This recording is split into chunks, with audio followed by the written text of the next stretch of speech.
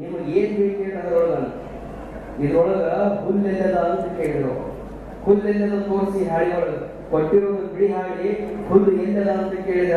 ಅವಾಗ ಅವ ಅಂತಾನ ಹುಲ್ಲು ಹುಡುಕಾಡಕತ್ತೀರಿ ನೀವು ಅದ್ರೊಳಗ ಆಕಳ ತಿನ್ನೋದ್ರಿ ಅಂತ.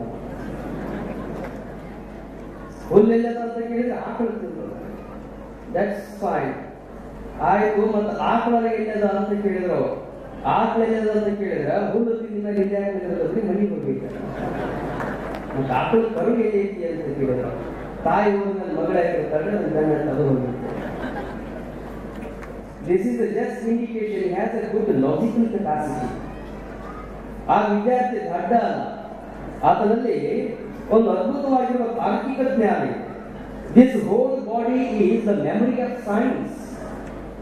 ನಮಗೆ ಗೊತ್ತಿಲ್ಲ ನಮ್ಮಲ್ಲಿ ಎಷ್ಟು ಅದ್ಭುತವಾದ ಜ್ಞಾನ ಇದೆ ಅಂದ್ರೆ, this external physical body is a certain kind of memory.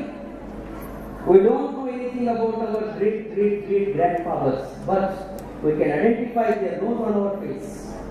We can listen their voice in our voice. ನಮ್ಮ ಅಜ್ಜ ಮುತ್ತಜ್ಜನ ಬಗ್ಗೆ ನಮಗೆ ಗೊತ್ತಿಲ್ಲ, ಆದ್ರೆ ಆತನ ಮೂಗು ಹೆಂಗಿತ್ತು ಅಂದ್ರೆ ನಮ್ಮನ್ನು ನೋಡಿ ಆತನ ಮೂಗಿನ ವರ್ಣನೆ ನಾವು ಮಾಡಬಹುದು. Because of jeans.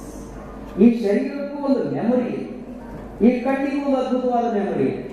ನೀವು ಇಲ್ಲಿ ಕೂತ್ಕೊಂಡಿರಿ, ಇಲ್ಲಿ ಕೂತ್ಕೊಂಡವರು ತಂದೆ ಒಂದು ಕಡೆಗೆ ತಾಯಿ ಒಂದು ಕಡೆಗೆ ಕೂತ್ಕೊಂಡಿರಿ. ಅಲ್ಲಿ ಕೂತಂತ ಗಂಡ ಇಲ್ಲಿ ಕೂತಂತ ಹೆಣ್ಮಗಳು ಸುಮ್ಮನೆ ಹೀಗೆ ತಿರುಗಿ ನೋಡಿದ್ದು ಅಂದ್ರೆ ಇಲ್ಲಿ ಕೂತ 1000 ಮಂದಿ ಒಳಗ ಅವ ಒಬ್ಬ ಕಾಣ್ತಾನೆ, ಉಳಿದವ್ರು ಯಾರು ಕಾಣಂಗಿಲ್ಲ. Why it happened?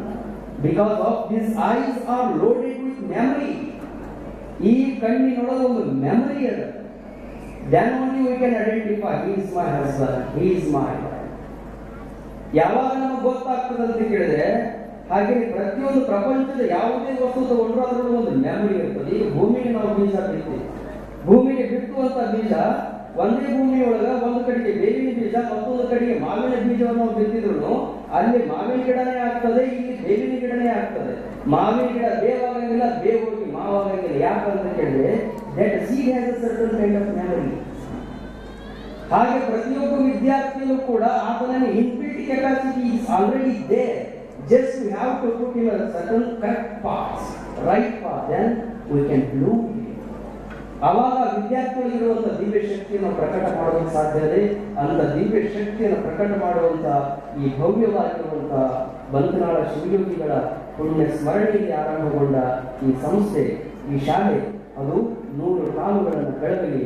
ಬಂತನಾಳ ಶಿವಯೋಗಿಗಳು ಹಚ್ಚಿದಂತ ಶೈಕ್ಷಣಿಕವಾದ ದಿವ್ಯ ಜ್ಯೋತಿ ತಮ್ಮೆಲ್ಲರ ಹೃದಯವನ್ನ ಆವರಿಸಲಿ ಅಂತ ಪ್ರಾರ್ಥಿಸಿ, ಇಂಥದ್ದೊಂದು ಸುಂದರ ಕಾರ್ಯಕ್ರಮವನ್ನು ಆಯೋಜಿಸಿದಂತಹ ಸಂಸ್ಥೆಯ ಅಧ್ಯಕ್ಷರನ್ನು ಮೊದಲುಗೊಂಡು ಎಲ್ಲ ನಿರ್ದೇಶಕ ಮಂಡಳಿಯವರಿಗೆ, ಈ ಎಲ್ಲ ವಿದ್ಯಾರ್ಥಿಗಳನ್ನೇ ದೇವರು ಅಂತ ಭಾವಿಸಿದ ಶಿಕ್ಷಕ ವರ್ಗಕ್ಕೆ, ಮಕ್ಕಳ ಭವಿಷ್ಯಕ್ಕಾಗಿ ಕಾದುಕೊಳ್ಳುತ್ತಿರುವ ನನ್ನೆಲ್ಲ ತಂದೆ ತಾಯಿಗಳಿಗೆ ವಂದಿಸಿ ನನ್ನ ಮಾತುಗಳಿಗೆ ವಿರಮಿಸುತ್ತೇನೆ.